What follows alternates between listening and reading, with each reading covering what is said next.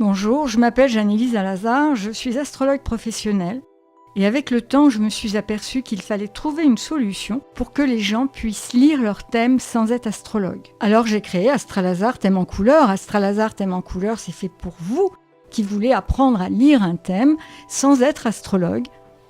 Pour construire Astralazar Thème en couleur, j'ai repris les planètes du thème classique. Les planètes d'Astralazar ont fait l'objet de la première animation sur qu'est-ce qu'Astralazar et découverte d'Astralazar. Par contre, j'ai changé les signes du zodiaque par les couleurs. Le fait de remplacer les signes du zodiaque par les couleurs, cela vous permet de lire un thème avec aisance. La couleur va vous permettre aussi un autre regard sur l'astrologie, une approche beaucoup plus intuitive. Et d'autre part, si vous regardez le thème classique et Astralazar, thème en couleur, vous voyez que c'est la même chose, que c'est simplement une autre façon d'exprimer le thème. Pour vous familiariser avec Astralazar, thème en couleur, il est important que vous connaissiez l'origine de la carte du ciel classique et du zodiaque. Vous avez devant vous un thème classique. Il est composé d'un zodiaque de 360 degrés, fait de 12 signes de 30 degrés, autour duquel il y a des planètes et des éléments célestes qui vont servir à l'interprétation du thème. Le zodiaque classique, c'est la bête noire des néophytes de l'astrologie. En fait, dans ce dessin, on comprend mieux. On voit que le zodiaque se projette sur la Terre et qu'au-dessus de la tête de la petite fille, vous avez les planètes. Votre carte du ciel au moment de la naissance, c'est une photo, c'est un instantané de votre ciel de naissance. Les anciens ont divisé une roue de 360 degrés de 12 signes. Chacun de ces signes correspond à une intensité énergétique spécifique. Aux énergies des 12 signes, les anciens ont décliné des analogies, dont des couleurs. La couleur, c'est vraiment de l'énergie. Quand on me pose la question « Qu'est-ce qu'un thème astrologique ?», j'ai pris pour habitude de répondre que c'est l'empreinte énergétique au moment de sa naissance. Afin de lire Astralazar et surtout de l'interpréter, il est temps de découvrir à quels signes et à quelles aptitudes correspondent les couleurs d'Astralazar. Les anciens nous ont passé le message que le zodiaque est une bande d'énergie qui se matérialise en 4 éléments: la terre, l'air, l'eau, le feu. La terre représente l'élément solide, elle est symbolisée par la couleur verte et incarnée par les signes Taureau, Vierge, Capricorne. L'air représente l'élément gazeux, il est symbolisé par la couleur jaune et incarné par les signes Gémeaux, Balance, Verseau. L'eau représente l'élément liquide, il est symbolisé par la couleur bleue et incarné par les signes Cancer, Scorpion, Poisson.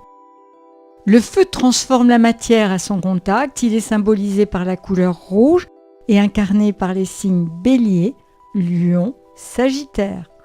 En fait, de tout temps, il a fallu un point zéro à toutes les mesures d'observation astronomique, que ce soit aussi bien de la part des astrologues que de la part des navigateurs. Ce point de référence est le point vernal, soit le zéro Bélier. À ce jour, tous les calculs de l'UAI, Union astronomique internationale, sont basés sur la référence du zéro Bélier. Je vous propose à présent de découvrir tour à tour les couleurs d'Astralazar, en commençant comme il se doit par le signe du Bélier. La fonction des planètes ne changera pas. Vénus indiquera toujours l'amour, Mercure la communication, Mars la résistance physique, etc., etc. Par contre, la vibration de ces planètes va changer selon les ondes des couleurs d'Astralazar.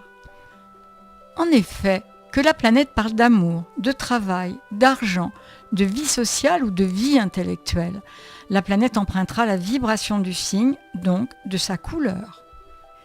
Les planètes qui se trouvent dans ce rouge du Bélier, premier signe de feu, vont prendre sa vibration.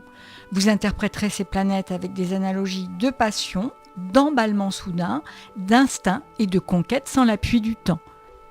Ces planètes que vous observez dans ce vert du Taureau, premier signe de terre, vont se mouler dans les vibrations de ce vert du Taureau. Ces planètes seront associées à des qualificatifs de créativité, de courage, de logique et de possessivité.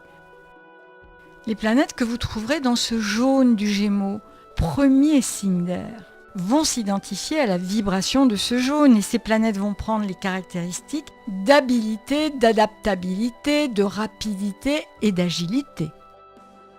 Les planètes qui se fondent dans ce bleu du Cancer, premier signe d'eau, vont s'imprégner de la vibration de ce bleu. Ces planètes auront pour caractéristiques la sensibilité, l'intuition et la réceptivité. Les planètes qui se trouvent dans ce rouge du Lion, deuxième signe de feu, vont s'identifier avec la vibration de ce rouge du Lion. Ces planètes prendront des caractéristiques de force, d'action, d'ego et de perfection. Les planètes qui s'associent avec ce vert de la Vierge, deuxième signe de terre, elles vont ne faire qu'un avec la vibration de ce vert de la Vierge. Les planètes qui se trouvent dans ce vert vont se teinter d'aptitude de minutie, de pudeur, de respect et d'efficacité. Dans ce jaune Balance, deuxième signe d'air, les planètes ne vont faire qu'un avec les vibrations de ce jaune. Les planètes qui se trouveront dans ce jaune Balance vont acquérir des aptitudes de finesse, de diplomatie, de nonchalance et de manque d'audace. Les planètes qui plongent dans ce bleu Scorpion vont se métamorphoser avec les vibrations de ce bleu et prendre des qualificatifs de médium avec une capacité de régénération et de force propre à ce bleu Scorpion.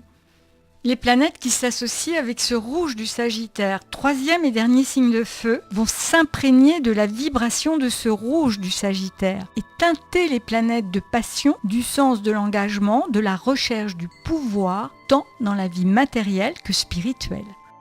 Quelles que soient les planètes qui se trouvent dans ce vert du Capricorne, troisième et dernier signe de terre, celles-ci vont ne faire qu'un avec les vibrations de ce vert. Effectivement, ces planètes vont se trouver teintées de force, de ténacité, d'instinct et de besoin de temps pour se réaliser. Dans ce jaune du Verseau, troisième et dernier signe d'air, les planètes qui s'y trouvent vont se métamorphoser dans la vibration de ce jaune du Verseau et teinter toutes les planètes de cérébralité d'un côté visionnaire et avant-gardiste ouvert au progrès et à la collectivité. Les planètes dans ce bleu des Poissons, troisième et dernier signe d'eau, vont se métamorphoser par des teintes d'intuition, de générosité, d'ouverture sur un monde mystique, parfois en dénaturant la réalité. Avec Poissons, nous avons fait le tour de tous les signes du zodiaque. Merci de votre écoute, à très bientôt, Jeanne-Élise Alazard.